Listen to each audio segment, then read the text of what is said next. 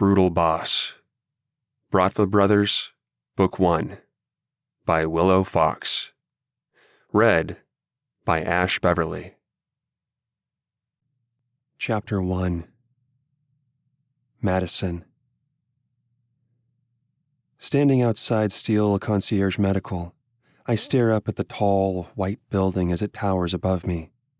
I feel small and insignificant in comparison, but my contribution is more than just as a nurse. "Waiting for something?" Hannah asks. I take a swig from the cup of coffee in my hand. "The caffeine to kick in?" I was waiting for my colleague with the FBI, Special Agent Savannah Blakely, to make contact. She never did show up at the coffee shop. Hannah grabs my arm and drags me in through the front door, oblivious to the fact that I secretly work for the FBI as a forensic nurse. We show our badges to security before being granted entrance past the lobby for the elevators. "Check out the eye candy at 6 o'clock, Hannah whispers to me as we approach the long hallway of elevators. There are 8 elevators, 4 on each side, making it so that no one has to wait too long for a ride up to their floor. I suppose when you pay $25,000 a person per yearly enrollment fee, the least they can do is not make it a long wait to see your physician. I inconspicuously glance in the direction Hannah suggests. A gentleman with a dark, scruffy beard, dark eyes, and tattoos covering his arms, chest, and up to his neck meets my stare. It's Mikhail Baranov, my target. Is that why Savannah bailed on my ass this morning? Did she see him enter the building on her way to the coffee shop? I wouldn't expect a text or phone call from her. My FBI-issued cell phone is at my desk in the city. I have a burner phone that the Bureau provided me with, and Savannah has direct orders not to use that phone number. Contact between us is kept to a minimum. Hot, right? Hannah says with a wicked grin. I hope he ends up as one of my patients today. I'd love to do a full physical exam on him. I never took you for the tattooed bad boy type, I say. She's got a boyfriend at home. He's sweet, charming, and an accountant. There's not much of a fantasy wrapped up in that package. Hannah is a ray of sunshine, and Mikhail is positively trouble. Thankfully, she's just looking and not going to ask for his phone number. The elevator doors ding open. Hannah shuts her mouth. I do the same, and we step inside first. Mikhail shuffles in as well, his suit coat off, draped over his arm.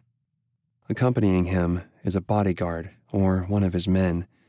He has a half-dozen bodyguards based on the intel I reviewed before my undercover assignment. I don't specifically recognize the gentleman, but Mikhail did a short stint in prison awaiting his trial. It's possible he made some new connections and grew his empire. Neither appears to be injured or unwell at first glance, but Mikhail and his buddy could also be visiting a patient. Or maybe he's making sure he didn't catch anything while behind bars. Who the hell knows why he's showing up today? The man in the prestigious suit coat presses the button to the 3rd floor. There are a wide array of physicians and medical offices on the 3rd floor. It doesn't narrow down his reason for coming in today. Any lunch plans? Hannah asks me, her mood downright chipper. Although she's talking to me, she's ogling the Bratva leader. I'm confident that she has no idea who he is, or if she did, she'd shut it down right now. Just grabbing sandwiches with my new bestie? I say, nudging her shoulder. Assuming that we can get away for an hour. Hannah chuckles. You're lucky if you can get a 15-minute break. My first assignment is to connect with Mikhail without appearing like I genuinely want to. If he senses that I'm desperate, he'll see right through the charade. It must seem genuine, which is why he'll need to make the first move. That's a tough sell in the elevator when he doesn't know anything about me. But he's seen me. That's the first step. And now that he'll recognize me, hopefully, I can earn his trust. The elevator dings, and Mikhail steps out along with his muscle, pretending that he didn't even notice us or acknowledge our existence. Except he did notice me. His gaze locks with mine downstairs, and while I have to pretend it's all business, there is something there. A spark that shouldn't have been, and a stirring of feelings that make my stomach flutter and my heart rate quicken. After the double doors shut, I shoot a look at Hannah. I can't tell her he's Bratva, but he gives off the bad boy vibe. "You and bad boys with tattoos?" I joke. "My parents sent me to boarding school. I guess I'm still rebelling." "Well, you better get it out of your system. Any day now, Mark is going to propose." I've never been deep undercover. I did a week-long stint with the Sanchez cartel 18 months ago, but I didn't come anywhere close to their leader, and that's nothing compared to the viciousness of the Bratva. After work, I catch a glimpse of Agent Blakely outside. Savannah is keeping a low profile, but the moment I lock eyes with her, she gives me the signal for the second stage of our plan. While I've been working diligently at the medical center as a nurse, the team back at the New York City field office has been digging up information on the Bratva and gathering up intelligence to analyze. I head down the block to grab my car, destined to break down on my way home. The vehicle will overheat, and the engine will die a few blocks from the Bratva's compound, if I'm lucky. They had to pick the crappiest, coldest, and rainiest day in existence. Some days, my job sucks. I pull out of the parking garage and head down the block. Traffic is heavy, which isn't uncommon for New York. If I weren't undercover, I'd ordinarily take the subway to the FBI field office from my house. But as Madisyn Taylor, I drive to work daily in a used car that the agency purchased. Surprisingly, the vehicle still has 4 wheels attached, but it's well over 200,000 miles, and the outer body is an eyesore with its rust and paint discoloration. Are nurses at the concierge center not paid well? It looks like I'm living paycheck to paycheck. Is that the impression they want Mikhail to have? That I'm destitute and for him to take pity on me? I have memorized the directions to the Bratva compound, and the rental property that I'm staying in is located a few miles past the location. Rain pelts the windshield, and I pop on the wipers, struggling to see through the onset of weather. I'm not looking forward to what comes next. I'm a bundle of anxious energy, which I have to contain if I want this to go without a hitch. I've trained for this moment, going undercover, being able to rattle off a lie without being caught. Heading down the road and away from the city's dense traffic, my check engine light pops on.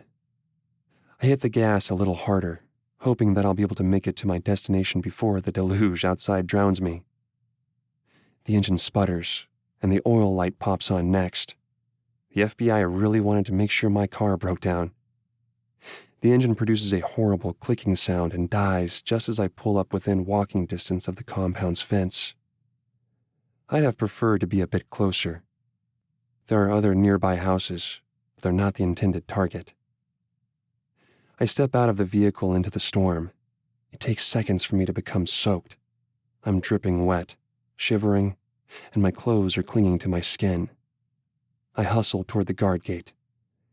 "Excuse me," I say. My teeth are chattering, and I'm not sure they can even understand the words coming from my mouth.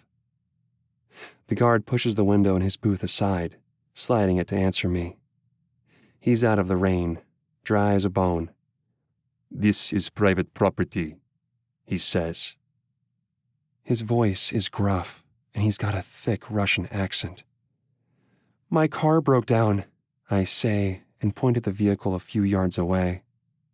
I'm not sure if he can see it or not from his position inside of the booth, but he doesn't look the least bit concerned about helping me. "Try your cell phone." "It's dead." I pull my phone from my pocket. It's an older cell phone that the agency provided me with, a previous model that doesn't appear to give the same resemblance as a burner phone. The last thing I want is to draw more suspicion toward me. If the battery hadn't been entirely drained earlier, then the deluge indeed killed my phone. I show it to the guard on duty. He grumbles and picks up the landline phone. I'll call a tow truck for you. He grunts.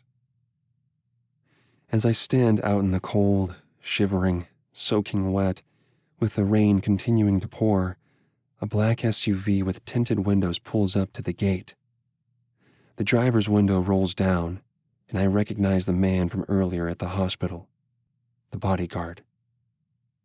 Mikhail Baranov is seated in the front passenger seat. The bodyguard doesn't say a word.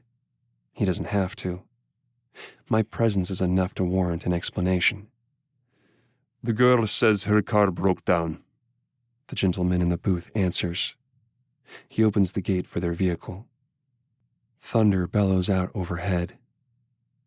Mikhail steps out into the deluge with an umbrella and hurries around to the passenger's side to open the door for me. He slips out of his black wool coat, which is mostly dry, and drapes it over my shoulders. It's a warm and welcome relief from the cold clothes that cling to my skin.